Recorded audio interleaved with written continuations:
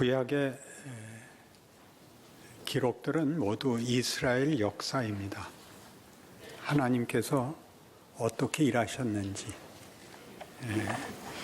무슨 일이 일어났고 어떤 내용이 담겼는지를 역사서로 남겨놓고 있습니다. 역사의 방법을 택한 성경에 이 남겨진 기록들은 무엇 때문에 이 하나님의 간섭과 일하심과 내용을 역사서라는 방법으로 남겼을까요? 그런 생각을 할 필요가 있습니다. 역사에는 아주 중요한 특징이 있는데 사실이라는 것입니다.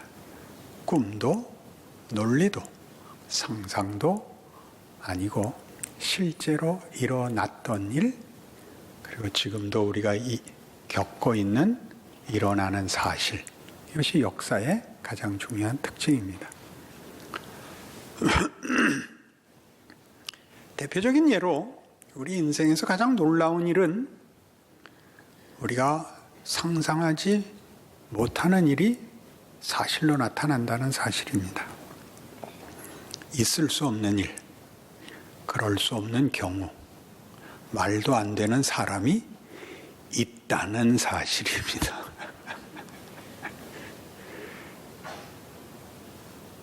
하나님은 도대체 왜 그런 현실을, 반복되는 사실을 역사에 담으셔서 그것을 성경으로 우리에게 주셨을까? 이렇게 생각하며 구약의 역사를 읽어야 맞습니다. 특별히 사무엘서는 이스라엘이 왕정 정치로 어떻게 가게 되었는가, 사사기에서 일어났던 이 결론, 그때는 왕이 없었고 사람들이 각자 자기 소견에 옳은 대로 행하였도다 라는 결론이 가지는 혼란, 당황, 절망을 하나님이 어떻게 그 약속한 백성을, 그 약속을 담아내고 승리케 하기 위하여 그 다음 단계로 역사하시는가를 보여주는 것입니다. 우리가 잘 아는 대로 다윗 왕조가 서는 일에 사무엘의 가장 중요한 초점이 있습니다. 구약 역사의 가장 두드러진 하나님의 섭리는 출애굽, 그 다음에 바벨론 포로에서의 귀환, 그리고 그 가운데 있는 다윗 왕조를 세우시는 하나님의 선택이 있습니다. 그런데 그 무시무시한 일을, 이 큰 일을 오늘 보는 바와 같이 아주 보잘것없는 그런 하나님의 크신 일을 이룰 만한 조건과 자격을 갖지 않은, 신화적이지도 영웅적이지도 않은 한나와 엘가나로 시작합니다. 이렇게 얘기하는 셈이죠. 옛날 옛적에 호랑이가 성경 보던 시절에 한나와 엘가나라는 사람이 있었단다. 이런 절정을 만들려면 그저 열심 있고 진실하고 그리고 준비되어 있었어야 된다, 이렇게 쉽게 생각하겠지만 역사는 우리가 경험했다시피 하나님이 일하시는 것 같지 않은 것으로 점철되어 있습니다. 역사는 우리가 아는 대로 철저한 인과관계의 반복입니다.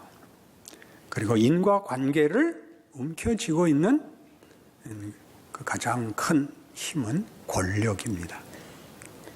역사는 힘을 가진 자의 논리로 진행되어 온다는 것이 우리의 경험, 역사가 증언하는 것이죠. 우리 예수 믿는 사람들은 조금 달리 생각해서 역사는 섭리라 이렇게 이해합니다. 하나님의 뜻이 관철되는, 완성되는 하나님의 개입이다라고 봅니다. 그러나 이 둘은 쉽게 조화되지가 않습니다. 여러분이 현실적으로 신앙생활할 때 이 세상의 힘의 논리와 이 신의 섭리 둘을 조화시킬 방법이 없기 때문에 우리는 둘을 나누어서 쓸 수밖에 없습니다. 주일 하루는 신의 섭리로 살고 나머지 날은 힘의 원리로 살 수밖에 없습니다. 그 둘이 섞여 있을 거라고는 아무리 해도 이해할 수가 없습니다. 그런데 구약 성경은 그게 섞여 있다는 것입니다. 무엇을 우리가 가장 못 알아먹느냐? 포장지가 내용을 만드는 것이 아니다 라는 걸 이해를 못합니다.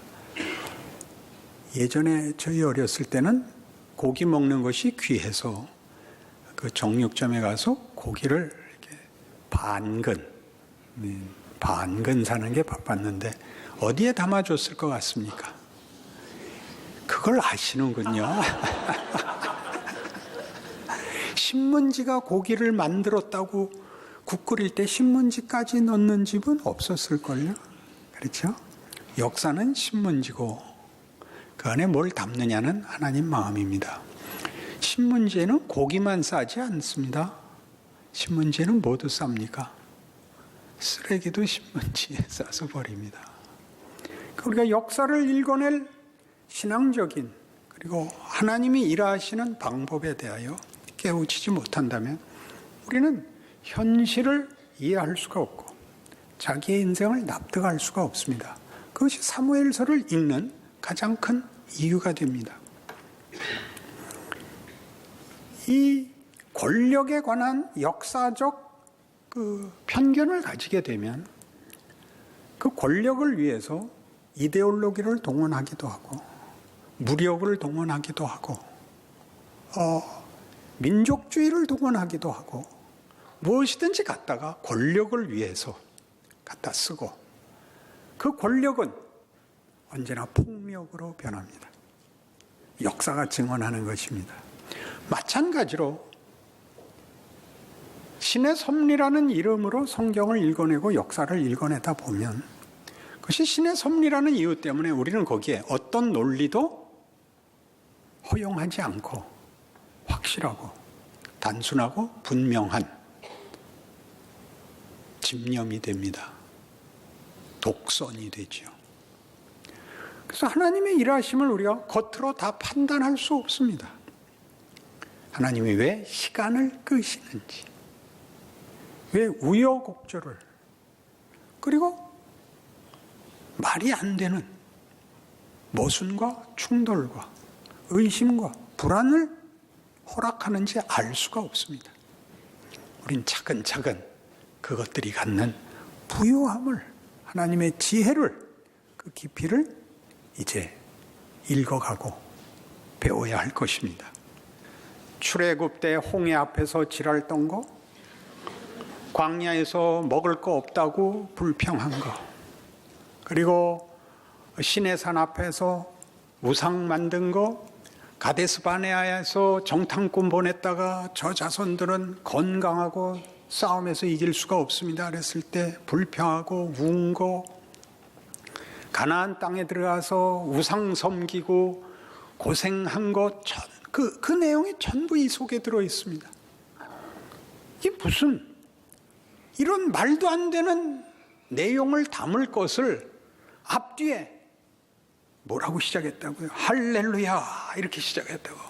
여호와께 감사하라. 그는 선하시며 그 인자하심이 영원함이로다. 끝도 뭐죠? 여호와 이스라엘의 하나님을 영원부터 영원까지 찬양할지어다. 모든 백성들아 아멘 할지어다. 할렐루야 이렇게 끝냅니다. 가운데는 말도 못할 소리를 써놓고 이게 도대체 정신이 있는 사람인가? 없는 사람인가? 이스라엘 역사를 우리가 읽어보아도 사실인 이야기를 이렇게 괄호로 묶듯이 앞뒤로 할렐루야로 묶고 있습니다. 내용을 알겠죠? 광야에서 물이 없어서 아우성을 치는데 뭐라고 아우성을 쳤죠? 우리를 죽이려고 끌고 왔느냐? 애굽에선 왜 꺼냈냐? 홍해는 왜 건넜느냐? 우리가 그때는 송아지 만들어서 죽을 때, 그때 죽었더라면 좋을 뻔했다. 그 모세에게 덤벼들었다가 죽었을 때, 그때 죽었으면 좋을 뻔했다. 우리 시대의 말로 해볼까요? 6.25 때 그때 죽었어야 되는데 괜히 살아남아가지고 내가 이 꼴 본다, 이런 원망을 한 겁니다. 모세와 아론이 어지간히 분했습니다. 어떻게 하면 좋습니까? 가라, 반석에게 명하여 물을 내라. 근데 이제 모세가 성질이 나서 반석을 치죠.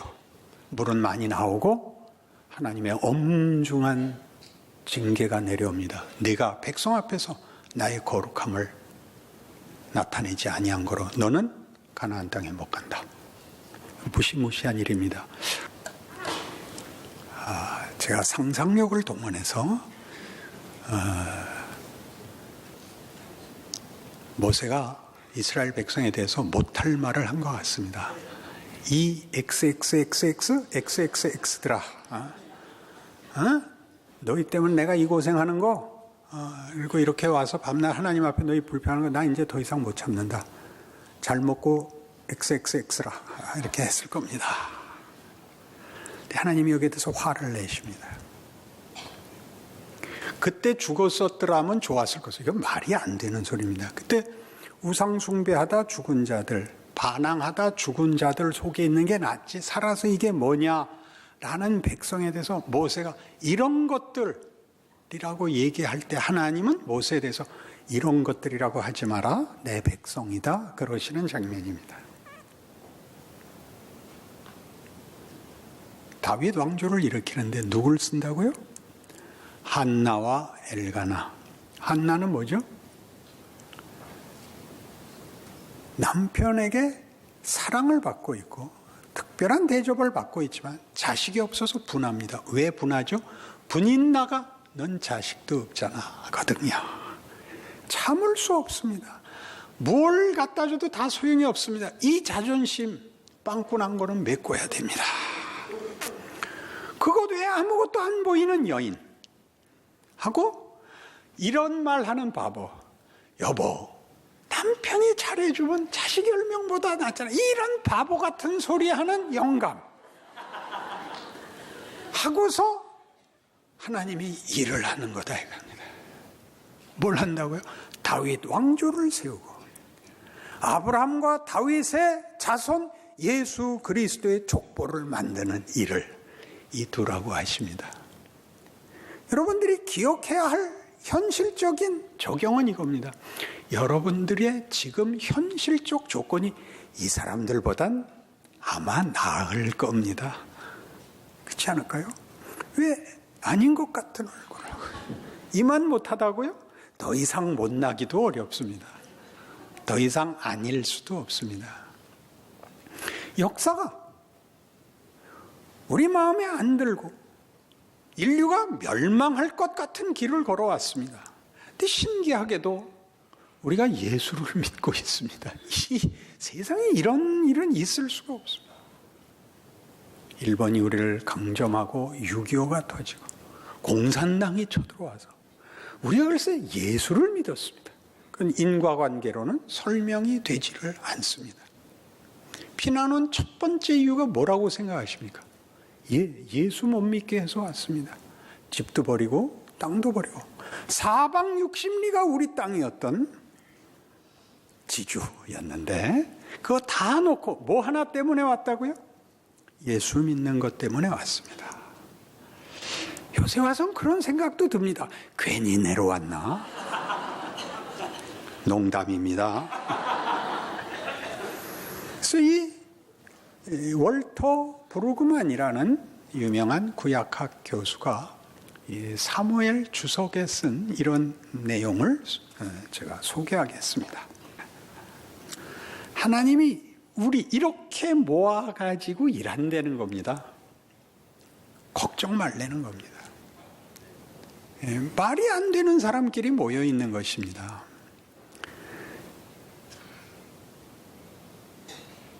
그때 시기적절한 어떤 지혜와 결정과 고민과 기도가 있을 수 있는지 없을 수 있는지는 그렇게 큰 문제가 아니랍니다. 한나는 단 뭘 위해서 기도하죠? 분을 풀기 위해서입니다. 그래서 자식을 낳아서 기르고 뭐 다 관심이 없고 주기만 하면 바치겠습니다입니다. 바칠 걸 왜 달래는 겁니까? 생각을 해보십시오. 뭐 하나 풀려고 이 원한, 넌 자식도 못 낳지, 이거 하나 풀기 위해서 가서 매달립니다. 울며 기도합니다. 그래서 우리는 한나가 믿음의 여인이고 기도의 여인이고 그다음에 온갖 좋은 거 다 갖다 붙였죠. 우리 문중에 먼 손조고 한 시들이 아니요. 성경은 그런 얘기할 의도가 없습니다. 한 치 앞도 내다보지 못한 다만 현실적인 어떤 응어리에 붙잡혀 있는 이 사람하고 그의 기도로 시작했다. 그리고 아내 하나 만족시킬 수 없는 이 남편 하나 갖고 시작했다. 그렇게 시작을 합니다. 당연히 여러분의 현실에 적용하셔야 됩니다. 여러분의 조건은 그것보다 좋으면 좋았지 못하지 않습니다. 가장 중요하게 생각하셔야 됩니다. 내 인생이 하나님의 드라마 속에 필수적인 한 부분이다. 내가 없으면 안 된다.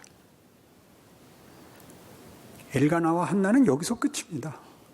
그다음에 등장할 이유가 없습니다. 그러나 그들의 선조입니다. 아브라함 링컨은 아마 인류 역사상 기억될 위대한 사람 중에 하나일 것입니다. 그는 미국 민주주의 역사에서 그리고 모든 민주주의 진영에서 그는 존경받아 마땅합니다. 인종차별을 철폐했으니까요. 대단한 대통령입니다.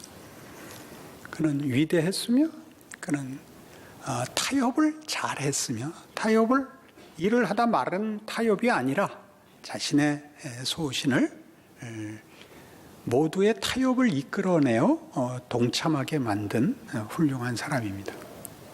그러나 링컨은 자기 아버지를 평생 언급하지 않습니다. 아버지는 가장 이름 없는 사람이었습니다. 그의 아버지는 물론 링컨입니다. 그야 불을 보듯 뻔합니다. 그러나 그의 이름을 성 말고 이름을 아는 사람은 거의 없습니다. 토마스 링컨입니다. 거기까지만 알고 그 윗 조상은 모릅니다. 그의 전기를 지은 작가들도 그들의 족보를 확인할 수 없었습니다. 가장 중요한 것은 링컨이 이런 족보 없는 집안에서 너무 어려운 형편을 지나왔기 때문에 비관적이고 소심하고 숙명론자가 되었다는 사실입니다. 위대한 비전과 꿈과 낙관적인 사람이 아니라 소심하고 비관적이고 숙명론자였다고요. 그는 왜 어려운 일들을 다 겪고 이길 수 있었냐면 원래 인생은 그래 라고 체념했기 때문이었답니다. 기도하는 백악관 이런 얘기는 하시면 안 됩니다.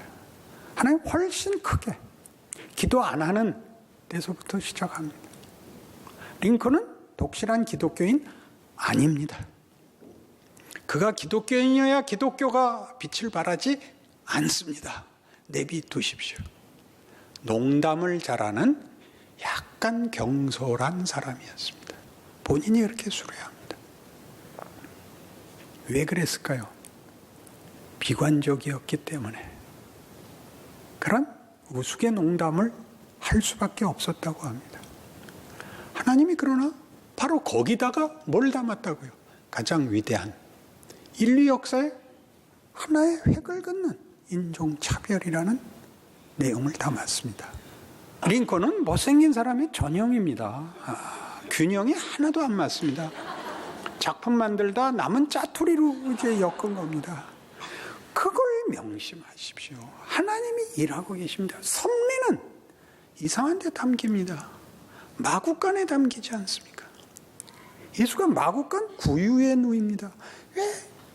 성경이 무슨 얘기를 하는지를 모르니까 여러분들은 늘 포장지 싸움을 하다가 내용을 못 살게 되는 것입니다. 예술적 담론을 가진 공동체로 부르고 있습니다. 예술이라고요? 신학적인 용어를 하면 창조적 담론입니다. 인과관계를 넘어서는 창조, 구원, 부활, 기적, 감사를 담아내는 데가 교회죠. 여러분 각각의 존재입니다. 인생입니다. 잊지 마십시오. 그래서 로마서 8장에 가면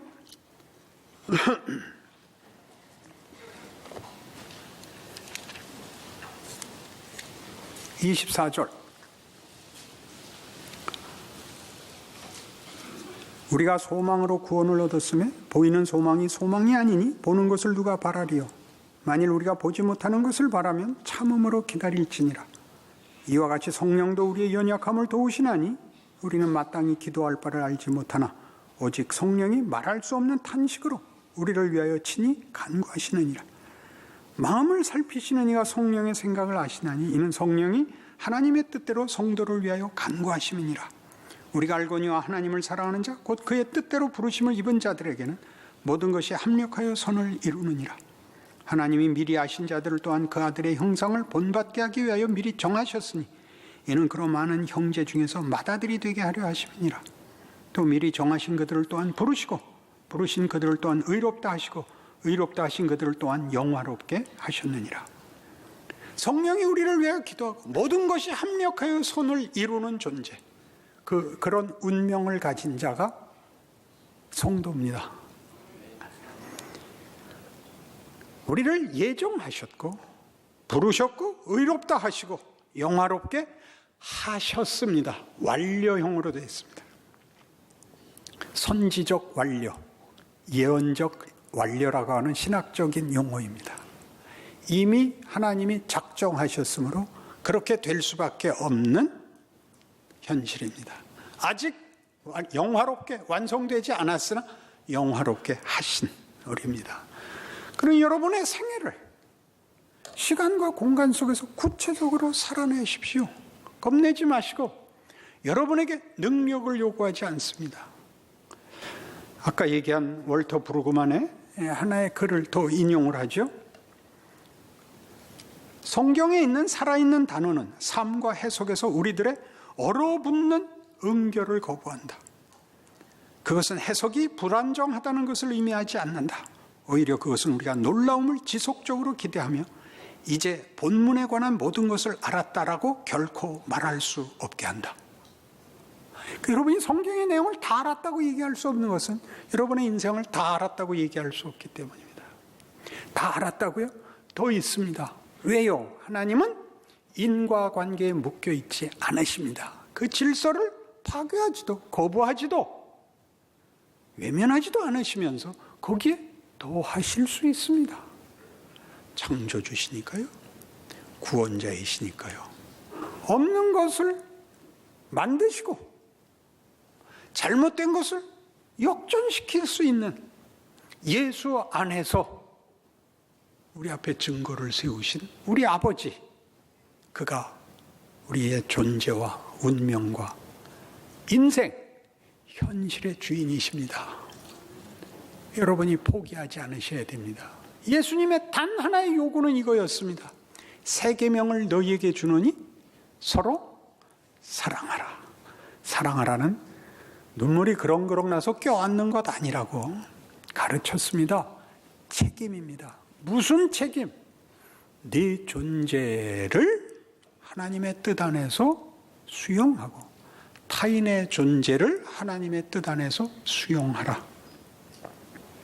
네 본분을 해라. 네 자리 지켜라. 그 사람 일은 하나님께 맡겨라. 아무래도 좋다. 아니다. 열심히 살아라. 울고 살아라. 사랑하고 살아라. 너희가 서로 사랑하면 모든 사람이 너희가 내 제자인 줄 알리라. 여러분 자신에게 적용하시는 오늘의 말씀이기를 바랍니다.